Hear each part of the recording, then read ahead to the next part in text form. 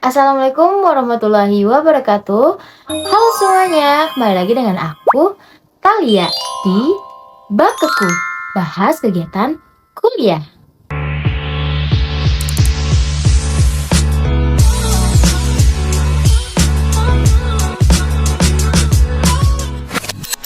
Oke, pada episode keempat ini aku akan menceritakan atau aku akan sharing session tentang apa yang aku dapetin di pertemuan kemarin di mata kuliah public speaking. Jadi buat teman-teman yang penasaran apa aja sih kegiatan kemarin, jadi jangan skip info sampai akhir ya.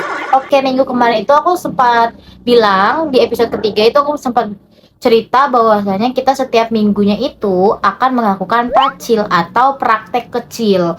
Jadi setiap minggunya itu kita disuruh maju. Jadi nanti sistemnya itu dosen memilih nama kita secara random di absen.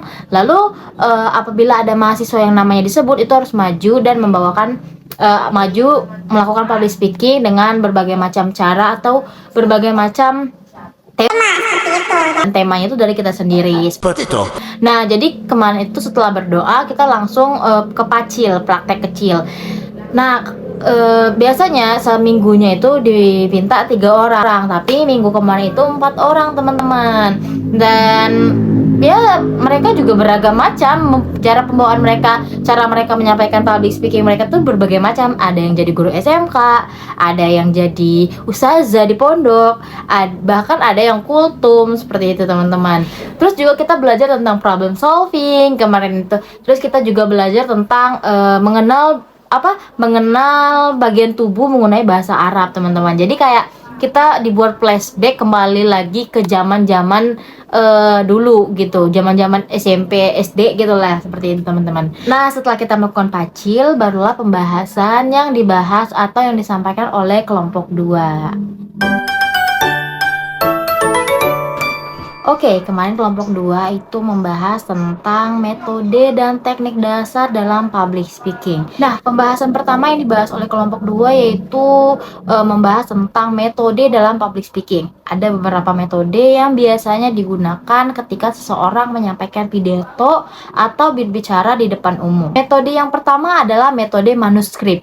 Nah, metode ini dilakukan dengan cara membaca naskah pidato yang sudah ditulis secara lengkap. Nah, kelebihannya itu adalah isi pidato menjadi lebih terstruktur, gagasannya tersusun rapi, dan kecil kemungkinan ada bagian yang terlupa. Dan metode ini itu biasanya cocok digunakan oleh pemula atau dalam acara-acara resmi. Namun ada juga kekurangannya teman-teman. Nah, kekurangannya itu adalah penyampaiannya itu bisa terasa kurang komunikatif karena pembicara itu terlalu fokus pada teks sehingga terlihat lebih kaku atau sulit menyesuaikan dengan situasi audiens. Lalu metode kedua itu adalah metode hafalan atau memoriter. Nah, dalam metode ini jadi pembicara itu menghafal isi pidato sebelum tampil. Kelebihannya itu penyampaiannya bisa terlihat lebih lancar dan pembicara dapat melakukan kontak mata dengan audiens. Namun ada juga kekurangannya teman-teman. Jadi jika pembicara itu lupa sedikit aja bagian dari pidato, maka hal itu bisa mengganggu kelancaran penyampaiannya. Lalu metode yang ketiga itu adalah metode spontanitas atau impromptu.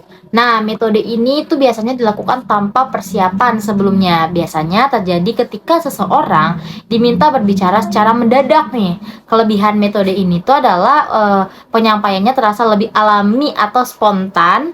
Namun bagi pemula, metode ini cukup menantang karena ada risiko kehabisan ide atau kesulitan menyusun kalimat dengan cepat seperti itu. Nah, yang terakhir itu adalah metode extemporer. Metode ini tuh biasanya digunakan menggunakan kerangka atau poin-poin penting sebagai panduan saat berbicara.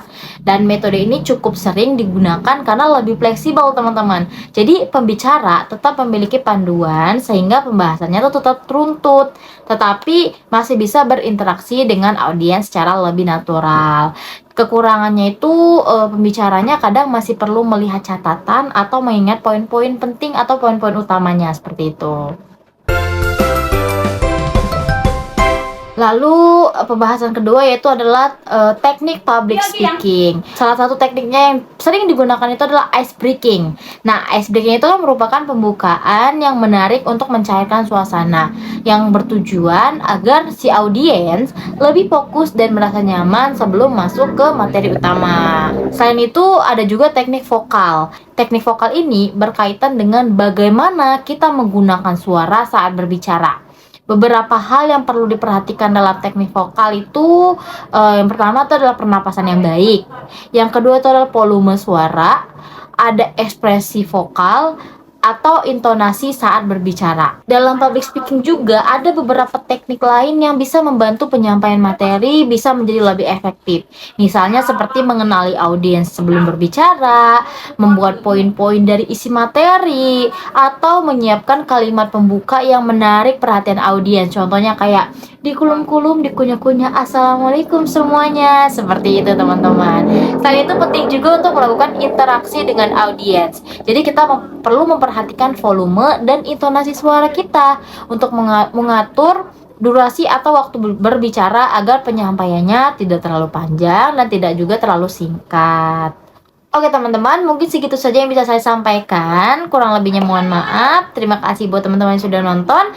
Jangan lupa untuk saksikan terus episode-episode berikutnya. Jadi see you next episode. Bye bye.